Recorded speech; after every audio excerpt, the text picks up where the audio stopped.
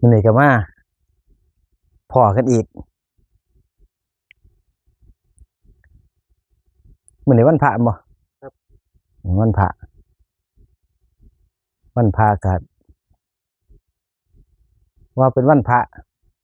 มันมีวันเด็กวันพระวันพ่อวันแม่ วันครูก็มีหลายวันเองเจ้าสมมุติเอาเส้นละสมมุติเอาวันพระก็เป็นวันที่ทำสังฆกรรมร่วมกันเพิ่นให้มาร่วมกันมาคุยเรื่องธรรมะสัพเพเหระถ้ามีพระหลายรูปอยู่นำก็มาแลกเปลี่ยนกันคุยธรรมะแลกเปลี่ยนกันสนทนาธรรมแลกเปลี่ยนกันถ้าธรรมดาก็แลกเปลี่ยนกันเทศนั่นแหละบ่สู้กันฟังนะวันพระแต่ทุกมื้อนี้เขาเจ้ามาเปลี่ยนจากวันพระมาเป็นเอียงแล้ว โอ้ยจุดถูกจุดเทียนถูกคนขมงเต็มศาลาอยู่เทียแต่ก็จุดก็บ่ได้ว่าดูว่าแต่ว่ามันเห็นแสบตาเนาะมันแสบตานี่เขาเจ้าติดพิธีกรรมพระอาจารย์ครับ นะ นิยมเพิ่นจะถามซื้อพระอาจารย์กับซื้อวัดเท่ากัน ซื้อวัดดิ ซื้อพระอาจารย์ อ๋อเอาเขาเจ้าฝากถามมาบ่ก็ซื้อปกติก็ซื้อครูบาลาแต่บ้านเฮานี่เขตอุดรนี่เขาเจ้าเอิ้นหลวงพี่ลากิตติโกซื้อ Facebook ก็หลวงพี่ลากิตติโกบ่ได้เฮ็ดให้ดอกเขาเจ้าเฮ็ดบ่ได้เฮ็ดเอาเองดอกเขาเจ้าเฮ็ดให้เด็กน้อยมันเฮ็ดให้ เฮ็ดบ่เป็นแต่โทรศัพท์เงิดเติบได้ว่าเป็นหยังเจ้าของคือเฮ็ดโทรศัพท์บ่เป็นก็เพราะว่าเห็นหน้าตารุ่นใหม่เด้แต่ว่าแห่งก็เป็นคนรุ่นเก่า ตอนเรียนก็บ่ได้เรียนทันคอมพิวเตอร์เนาะเรียนทันพิมพ์ดีดนะบัดนี้ก็เลยมาบวชมันก็เลยบ่เป็นบวชแรกๆก็บ่ได้ใช้โทรศัพท์โยมซื้อมาถวายมันก็เลยให้เขาเฮ็ดให้เบิดนั่นล่ะก็เลยเขาเลยตั้งเป็นชื่อ Facebook หลวงพี่ลากิตติโกชื่อวัดก็วัดป่าสำนักสงฆ์วัดป่านนยอม่วงหวานสำนักสงฆ์วัดป่านนยอม่วงหวานนะอยากมาก็มาได้แต่ว่ามาขอของดีนี่บ่ต้องมาบ่มีของดีให้จักอีหยังของดีเด้มา 2-3 มื้อมื้อหันนี่ก็ว่ามาขอของดีจักอีหยังของดีก็ปวดหัวนำของดีนี่พระพุทธเจ้าเพิ่นบอกว่าอยู่ในตัวเจ้าของผีนี่อยู่นำผีนำปากเฮาผี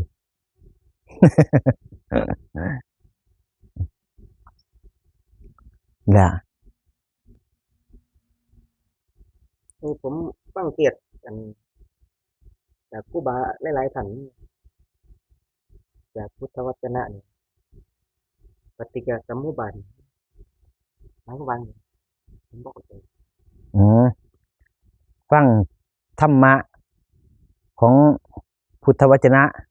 เขาเจ้าเว้าเรื่องปฏิสมุปบาทเพิ่นบ่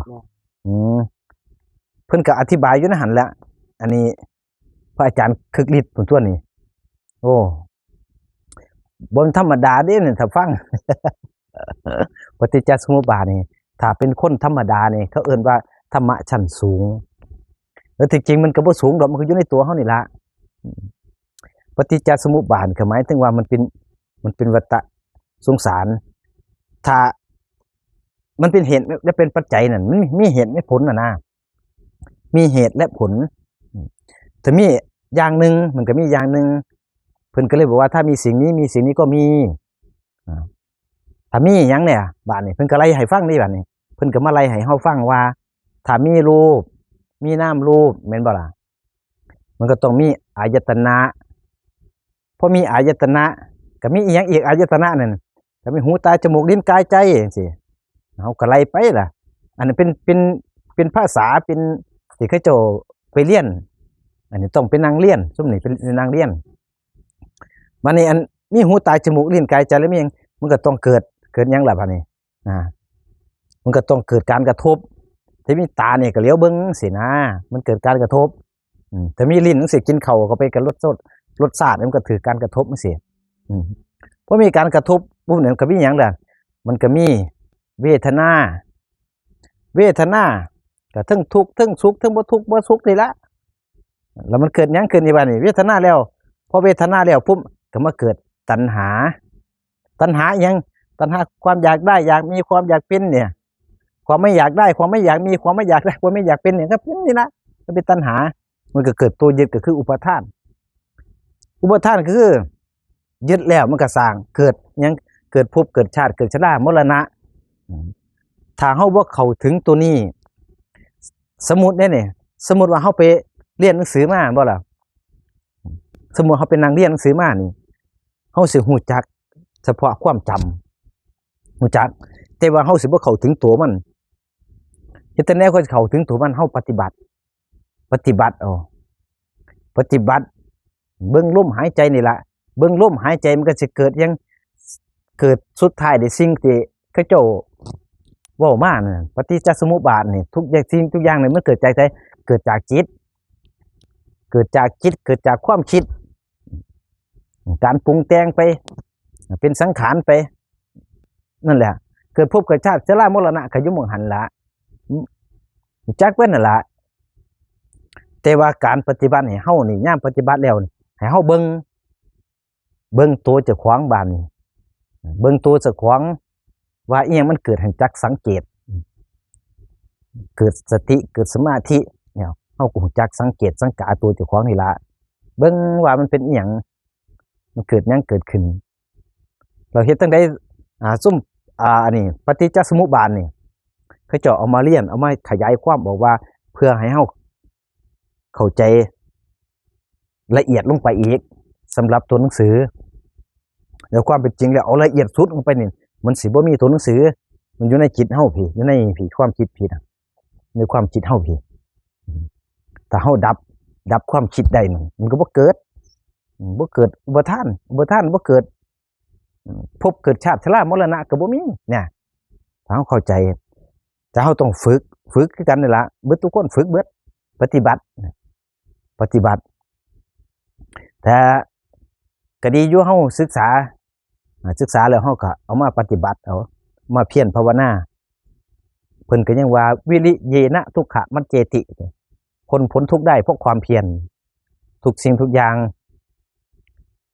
ในเมื่อคนมันเกิดมาหรอไม่เฮ็ดจังได๋ซั่นมันเกิดมาแล้วมันบ่ล่ะ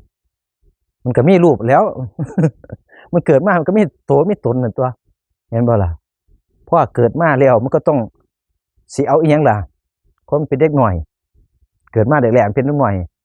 มันก็ต้องคิดว่าเป็นตัวเจ้าของอีหลีแล้วบาดนี้เห็นบ่ล่ะเพราะคิดว่าตัวเจ้าของพี่ดีมันก็ถือมาต้นใหญ่พี่แล้วบางคนใหญ่แล้วยังถืออยู่เด้ถ้าบ่เข้าถึงธรรมะพระพุทธเจ้านี่ยังถือตนถือตัวอยู่ถือว่าเป็นของเจ้าของมันก็เลยมีกูมีฉันมีข่อยมีเจ้านี่แหละถือเอาแต่ถ้าเฮาเพียรปฏิบัตินี่อันแนวมันนั่นก็สมมุติเอาเบิดนั่นล่ะทางกายเฮาก็สมมุติเอาทุกสิ่งทุกอย่างมันนี่แหละต้นไม้ก็สมมุติเอาเก้าอี้ก็สมมุติเอานี่ก้อนหินมันนี่สมมุติเอาเบิดเก้าอี้จังซี่เก้าอี้นี่บ้านเฮาเอิ้นเก้าอี้